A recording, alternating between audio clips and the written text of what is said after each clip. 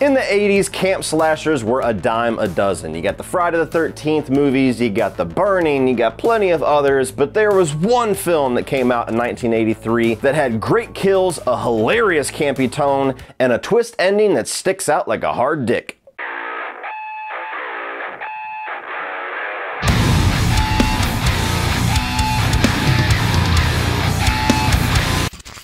What's up everybody and welcome to my Sleepaway Camp review series. This is a franchise that I have been wanting to talk about for a while, just haven't really felt the opportune time to actually do it. And now with the summer season ending and school season beginning again, it felt like the best time to finally dive into Sleepaway Camp. Sleepaway Camp was actually one of those movies that I kind of inadvertently discovered on my own. I had never heard anybody talk about it. It certainly was not a movie that we owned when I was growing up. It's not a movie that I just blind bought. I remember seeing talk on the internet about most shocking endings of all time, best slasher endings, best horror endings of all time, and I kept seeing Sleepaway Camp. And luckily, without having the ending actually spoiled for me, I kept seeing it enough that it intrigued me one day out of boredom to just check this thing out. And the really interesting thing about Sleepaway Camp for me is that, especially if you know my horror taste, on paper, this movie should not work for me at all. I'm a very tough audience when it comes to camp, and this movie is bathed in camp. This is quite literally a love it or hate it movie. It either works, it's either on your wavelength and you totally enjoy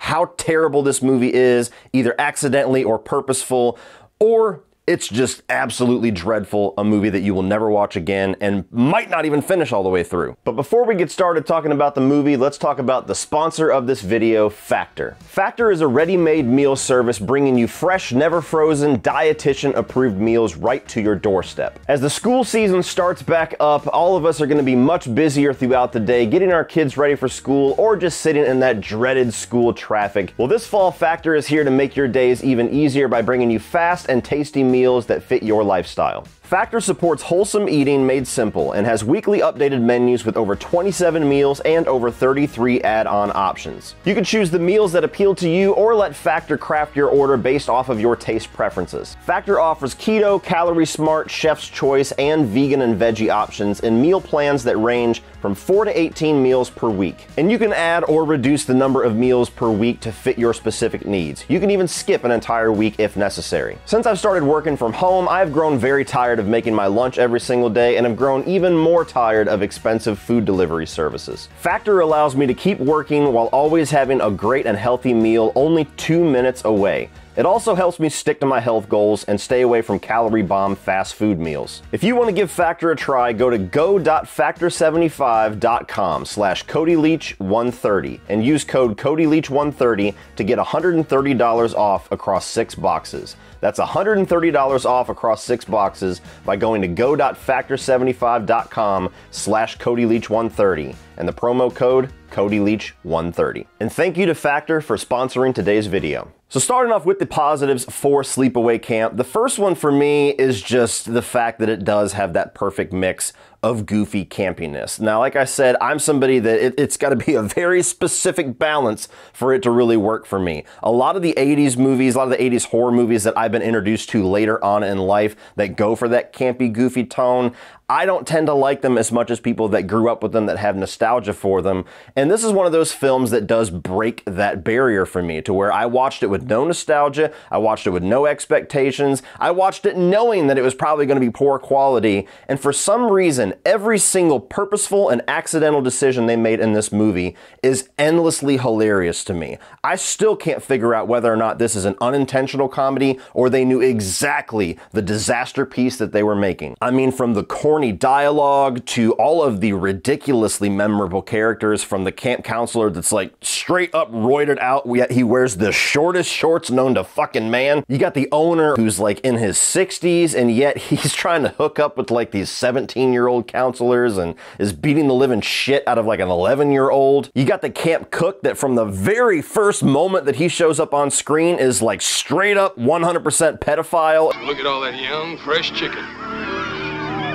Where I come from, we call them baldies. And in the very next scene, he's trying to sexually assault the main character. How the hell did this movie get made? Oh, and let's not neglect the pièce de résistance of ridiculous campiness in Aunt Martha. This woman is the absolute definition of disaster piece. I don't know if they directed her to act this way. I don't know if they just let her go wild with it and didn't know what they had, but this character and her dialect and her tone of voice and that thing that she does where she stops and touches her chin and is like, oh no, that won't work at all.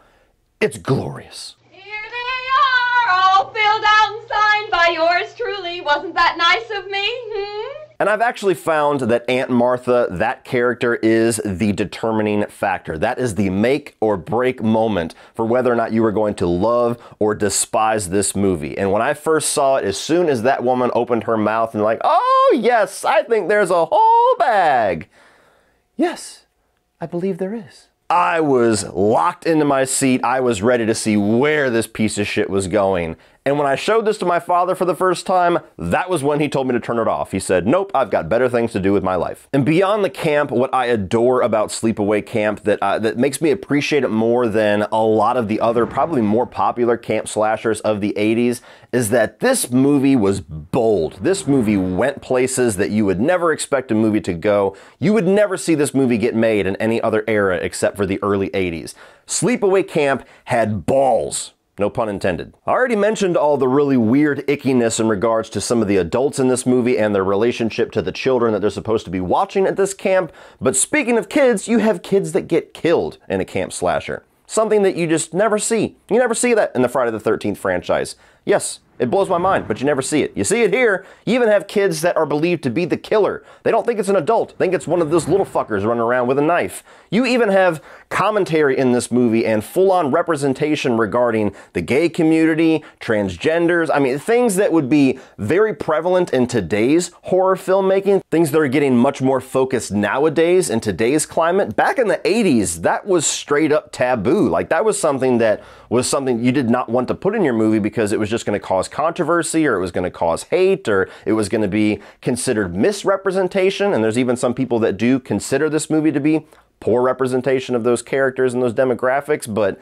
it went there. It went places that no other movie in the 80s went. It's to the point where even today, even in our very culturally different society, night and day difference from the way that it was in the 80s, there is no way in hell you could do some of the things they did in Sleepaway Camp in a movie today. It just would not fly. Fucking bastards are gonna pay for this! Cocksuckers! Pricks! And as we creep further and further into this ultra-sensitive society to where things have to be extremely politically correct and everybody's offended by everything, I find myself getting older and really appreciating the older movies that were just bold and did not give a fuck. And all of that is embodied with the final shot of this movie, with the twist ending. And I don't want to spoil it for anybody, so if you've not seen the movie, please just pause this. If I've convinced you enough to watch the film, go check it out, then come back and finish the review. Have the experience that I had. Have the experience that everybody had in 1983 when this ending hits, because it hits. This is one of those extreme few twist endings that I genuinely believe nobody would have ever predicted. And if you tell me that you predicted it, there's part of me that's going to want to think you're a liar. This, the way that they reveal it slowly, the way that it zooms in on Angela, just, you know, kind of caressing Paul's head, and then the severed head falls, and it's like, oh, well, yeah, of course. I mean, I'll get into it, but it's kind of obvious that Angela was the killer, right? Oh my God, it's not Angela, it's Peter. Oh my God, it's Peter's Peter. I can think of 100 different slasher films that end with a killer reveal. I can only think of one where the killer reveal was immediately followed up by the reveal of his You gonna take that dick? Ask me about my wiener. It's a cock! Yo, somebody say cock! Flesh Rocket, Jack's Magic Beanstalk, Tall Tommy, Mushroom on a Stick, Mr. Mushroom Head. Peanut. Nice big cock. Have you seen my wiener? Cock and ball! You saw my dick, dick! You're fired! And I really enjoy the kills in this film. I think that there's a lot of variety. I think that there's a lot of creativity. I think for being obviously cheap production, that the practical effects actually look pretty damn good for what they're trying to do. And Creative and unique is not necessarily something you can say about a lot of the kills in the slasher genre. There's certainly movies and franchises that have pioneered that, but a lot of movies I tend to find stick pretty close to just stabbings and decapitations and things that we've seen a dime a dozen. There's no other movie I can think of where somebody gets a curling iron shoved up their pussy.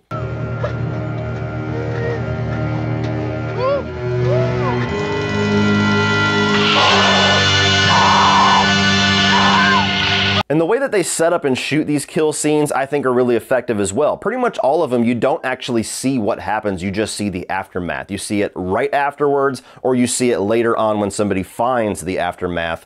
And paired with shadows and lighting, paired with just suggestion of what is going on, like the curling iron kill, paired with the practical effects, I think that every single kill in this movie packs a bit of an impact. And that's something that is very important, if not critical, for an 80s slasher movie to nail. Sleepaway Camp, in my opinion, absolutely nails it. Now let's talk about Felissa Rose as Angela. I think that she's actually the best performance in this movie. Not that that's a high bar. By design, it's not supposed to be a high bar, but I think that she has a lot of different range with her character of Angela. You have a lot of trauma shown in the character. There's also a lot of intrigue built. There's also a lot of kind of a red herring, sweet innocence that she has to her throughout the movie as well. And of course, there's some other layers that you'll explore throughout the rest of the movie when you finally do watch it. Yo, Angela, how come you're so fucked up?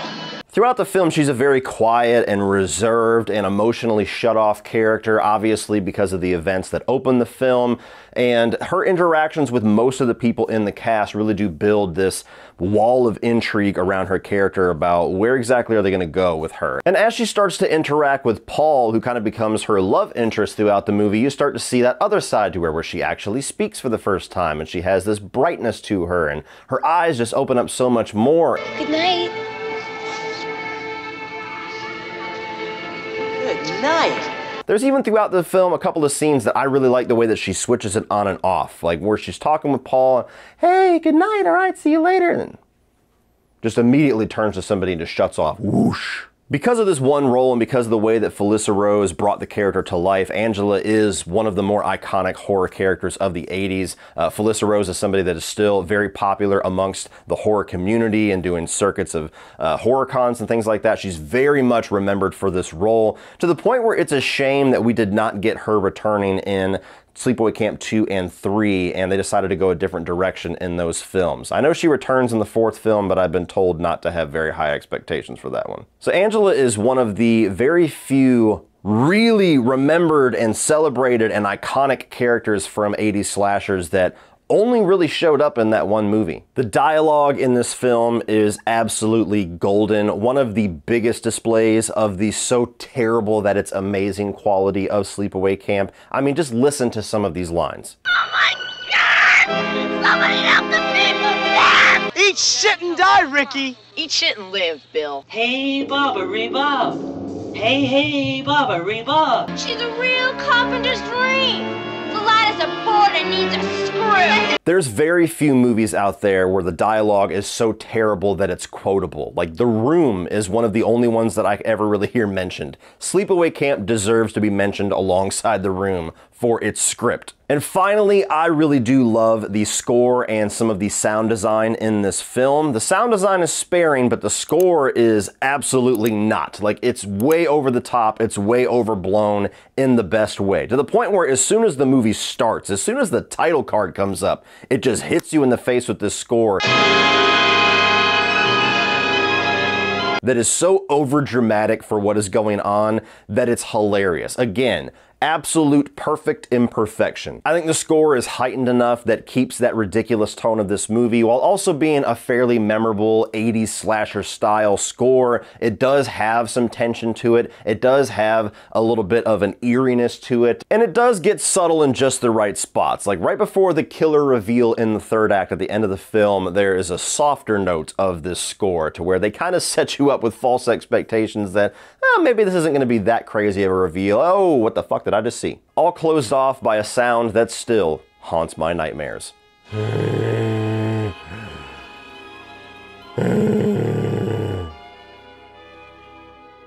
Now, as far as the negatives, now look, it goes without saying that this is all personal preference. If you're somebody that is not vibing with this movie, if you're somebody that does not work on the wavelength that Sleepaway Camp works, it is the easiest movie of all time to sit and tear apart from limb by limb. I mean, you've got some of the worst acting, some of the worst dialogue, absolutely terrible production value. You got one character that's literally a real mustached cop in the first half of the film and shows up at the end with like some shit that looks like electrical tape. What the fuck was that? And I'm only saying that to acknowledge those of you in the comments that do not like this film and are going to tell me all the reasons why it's terrible. I completely agree with you. But for me, it's so terrible that I absolutely adore it. Now, two things that I will say is a genuine negative against this film. First of all, there is a sequence, like I mentioned earlier, where kids actually get killed in the film, and it almost feels like something's missing. I don't know if there was a deleted setup or a deleted aftermath of that scene, but you almost have to draw your own conclusions about why that happened and how that happened. It's so random the way that it occurs throughout the run of the film.